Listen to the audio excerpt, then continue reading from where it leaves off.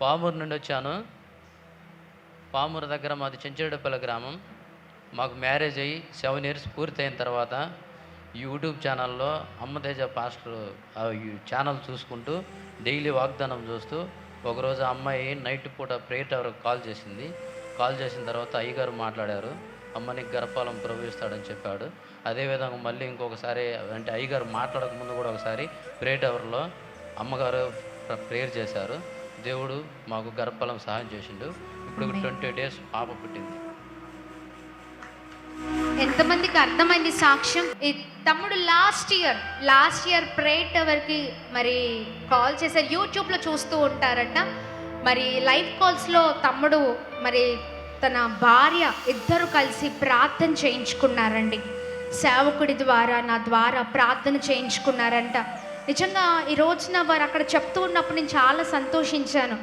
నిజంగా సేవకుడి ద్వారా పరిశుద్ధాత్మ దేవుడు ఎలా అయితే బయలుపరిచారో 7 సంవత్సరాలు అయిపోయిందండి వివాహం అయ్యి.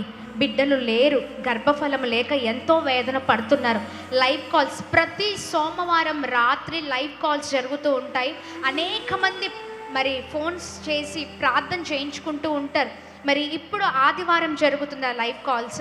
మరి తమ్ముడు లాస్ట్ ఇయర్ మరి ప్రార్థనలో పాల్గొన్న లైవ్ కాల్స్లో ప్రార్థన చేయించుకున్నప్పుడు పరిశుద్ధాత్మ దేవుడు సేవకుడి ద్వారా ఖచ్చితంగా మీ గర్భం తెరవబడుతుంది, వచ్చే సంవత్సరం కల్లా చక్కని బిడ్డ మీ ఒడిలో ఉంటారని మరి సేవకుడి ద్వారా ప్రభు మాట్లాడి ఉన్నారు. గట్టిగా చప్పట్లు కొడదామా? హల్లెలూయా, హల్లెలూయా.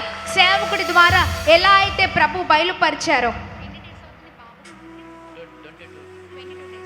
ఓకే, చూడండి, చక్కని బిడ్డను మీకు ఇస్తారు అని మరి సేవకుడి ద్వారా పరిశుద్ధాత్మ దేవుడు మరి మాట్లాడిన తర్వాత చక్కని బిడ్డను దేవుడు ఇచ్చారండి. 20 డేస్ అవుతుందంట పుట్టి. గట్టిగా చప్పట్లు కొడదామా? ఈ రోజున వారి ఇక్కడికి వచ్చి మరి బలమైన సాక్ష్యము చెప్పాలని మరి ప్రభుని మహిమపరచాలని వచ్చారు. Praise the lord, hallelujah.